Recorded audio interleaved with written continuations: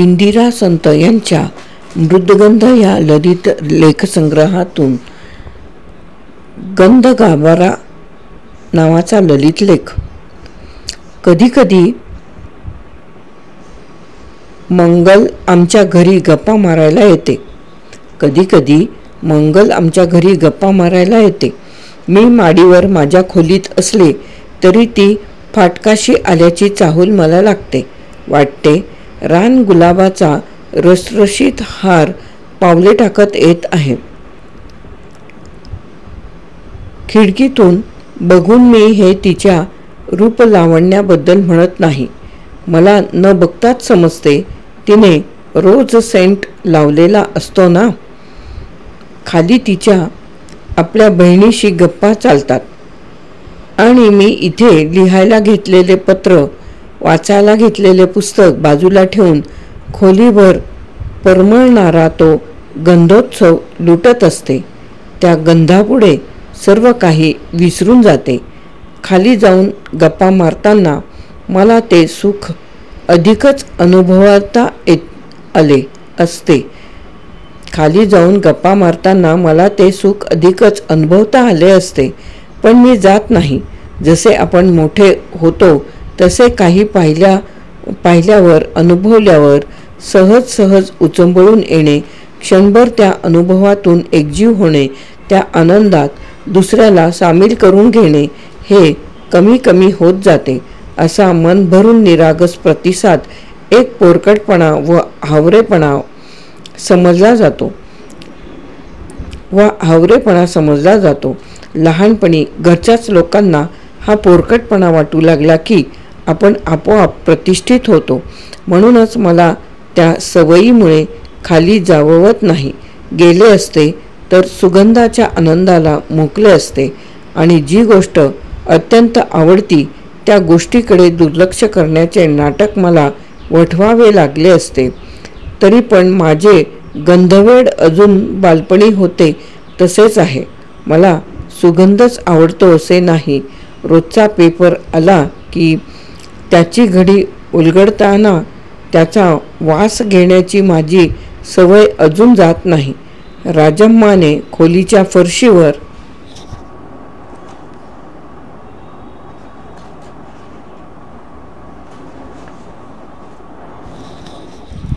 फिनेलची सफाई केली की मी या ना त्या कारणाने तिथेच रेंगाळत राहते.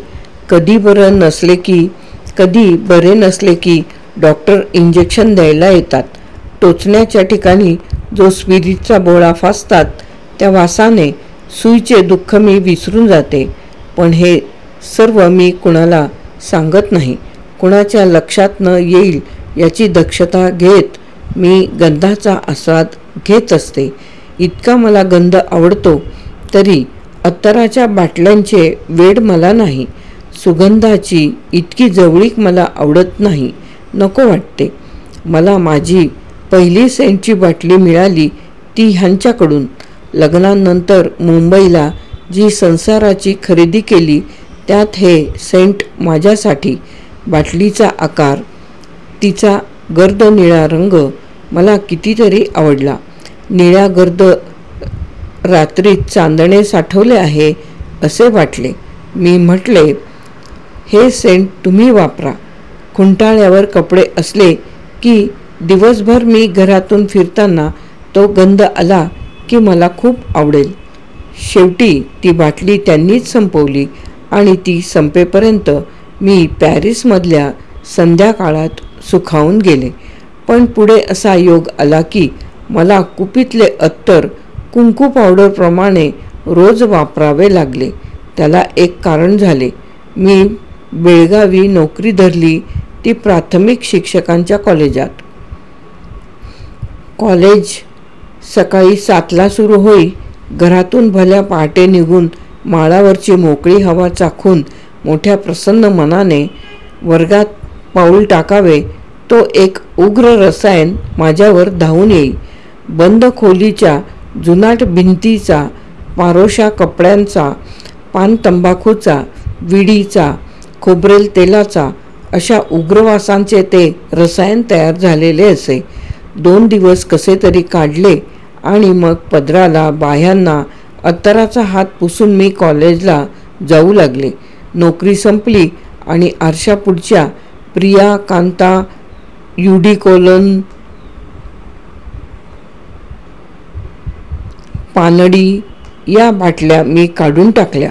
आता वीणाच्या ड्रेसिंग टेबलवर बाटल्यांची, फवाऱ्यांची ही गर्दी असते, पण मला त्यात रस नाही. माझे गंधाचे वा सुगंधाचे वेड गावरान पद्धतीचे आहे आणि गावरानाने ते जोपासलेले आहे. हे लहानपणापासूनचे आहे. तेव्हापासूनच माझी गंधग्रहण शक्ती मोठी तीव्र असावी. चवीचे जेवण झाले की हात धुवून परकराला पुसून हाताचा द्रोण करून त्यात नाक बुडवून भरभरून श्वास घ्यायचा ही माझी नेहमीची आवड. कांद्याची खमंग आमटी, साईचे दही, मी भात याचे जेवण करावे आणि त्या संमिश्र वासाचा आनंद मनसोक्त लुटावा. अजून मला असे करावेसे वाटते. आईने ठेवणीची पेटी उघडली की प्रत्येक वस्त्राची घडी प्रथम माझ्या नाकावर मी घेई. तो नव्या पण जुन्या कपड्यांचा गार सुगंध मला फार आवडायचा.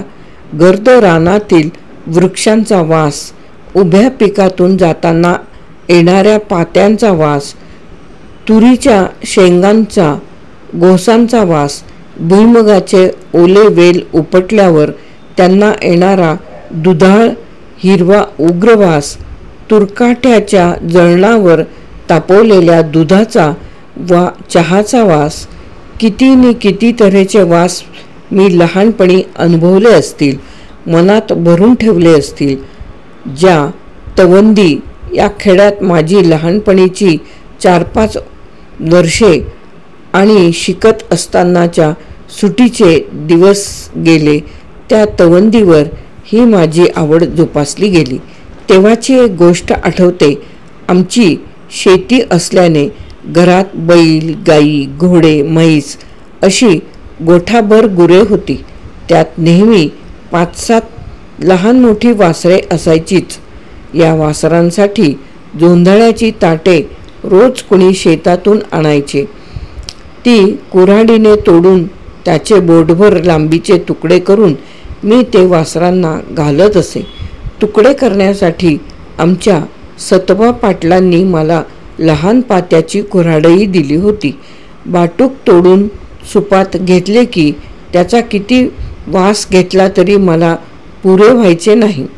कुणाला वाटायचे मी चोरून ते खातेच आहे, पण त्याचा गंध, सालांचा औषधी वास, कोवळ्या भेंडाचा निरशा दुधासारखा वास आणि पानांचा येणारा जिरेसाळीच्या भातासारखा वास, त्यांचे मिश्रण म्हणजे मला पंचपक्वान्नाचे जेवणच वाटायचे. सतबा पाटील ओरडायचे तेव्हा मी सुपातून नाक काढायची. निरनिराळ्या गावातील खूप जागा मी पाहिल्या आहेत.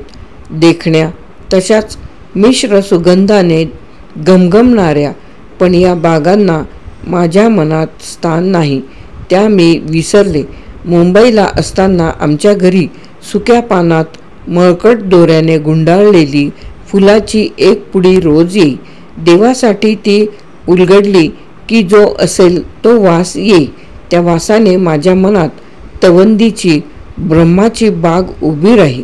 मला वाटते गंधाच्या कणात ही एक मोठी शक्ती असावी. डोंगरावर गाव, डोंगराच्या तळाशी ब्रह्म्याचे देऊळ, तेथून खाली दगडी बांधीव पायऱ्यांवरून गेले की मग खूप मोठे वृक्ष आणि एक फळ्यांचा लहानसा पूल, वहाळावर बांधलेला. डोंगरातून वाहून येणाऱ्या पाण्यावर ती बाग उभी केलेली.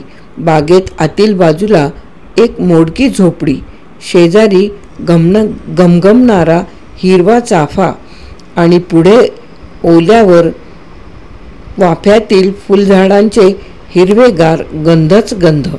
लहान पाटातून वाहणारे पाणी काठाने कर्दळीची झाडे, कुठे सुपारीची, कुठे केळीची रांग, मध्ये वाफेच वाफे.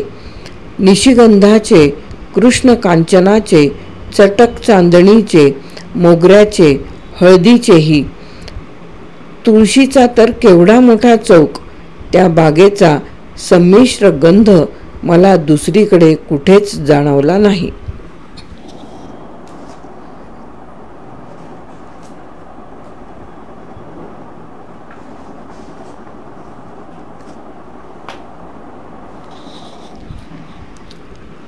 तवंदी गावालाच एक छान वास असायचा. स्वयंपाकघरातील आईच्या ओच्या पदराला बिलगल्यावर येतो ना हिरव्या मसाल्याचा, तसा. गावात शिरतानाच तापलेल्या कोमट अशा डोंगरातील अनघड दगड मातीवरून येणाऱ्या झळांचा वास, वेशीवरच्या देवचाफ्याच्या फुलांचा गोड दुधाळ वास, घराघरातून येणाऱ्या धुराचा कडवट धुरकट वास, गुरांच्या अंगाचा, गोठ्यांचा वास, काढलेल्या दृष्टीचा आणि उदादोपाचा वास, रॉकेलच्या चिमणीचा वास, तव्यावर परतल्या जाणाऱ्या कोरड्यासाचा खमंग वास, हे सगळे मिळून एका तवंदीचा वास. हा वास आईच्या मायेसारखा मनात सुखाने उतरून राहिला आहे. म्हणूनच म्हणते माझ्या गंध गाभाऱ्याची मुळे तवंदीत आहेत. म्हणूनच म्हणते माझ्या गंध गाभाऱ्याची मुळे तवंदीत आहेत. मला वाटते प्रत्येकाच्या मनात संवेदनांसाठी सरकमंच असावा. अलीकडे पावसाळा, हिवाळा सगळे ऋतू खिडकीतून पाहावे लागतात. असे पाहतानाच अशक्त मूल रांगत यावे तसा पाऊस येतो. डांबरी रस्ता सिमेंटच्या गच्च्या ओल्या करतो आणि खिडकीतून सुवास येतो मातीचा. तो श्वासातून मनोमनी जातो आणि केवढ्या मोठ्या सरकमंचावरून पुढे येतो. तो सरकमंच तवंदीतील शेताचा, नांगरलेली काळ्या मातीचे हेंडके मिरवणारी जमीन आणि बांधाला आम्ही काही मुले बैलांच्या माना गोंजारत उभे असलेली. एकदम डोळ्यांत धूळ जाऊन ते चुरचुरतात. ते चोळत हळूच बघावे तो उंच वावटळी उभ्याने धावत असलेल्या वाऱ्याचा दणका एवढा की आम्ही बैलांच्या पाठीला चिकटून राहिलेलो. इतक्यात आभाळ काळेभोर होते आणि विजेप्रमाणे साठ पावसाचे मोठे मोठे थेंब सपकारायला लागतात. यावेळी नाचण्याशिवाय दुसरे काय करणार. आणि काळ्याभोर मातीतून उठलेला तो वाफाळा आणि वास, घम घम घम, किती किती घ्यावा. शेवटी मी एक मोठा ढेकळा उचलून नाकाशी धरते.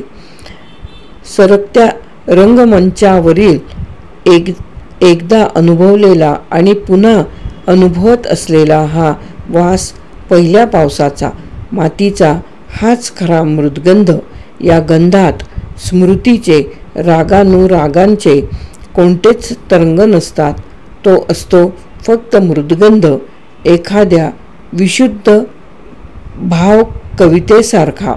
हा उत्सव 4-2 क्षणच लुटता येतो, पण त्यासाठी जी वाट पाहिली ती धन्य होते.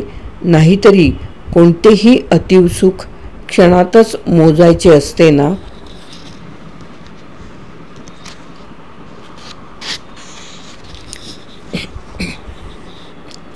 इंदिरा संत यांचा गंध गाभारा नावाचा ललित लेख येथे समाप्त.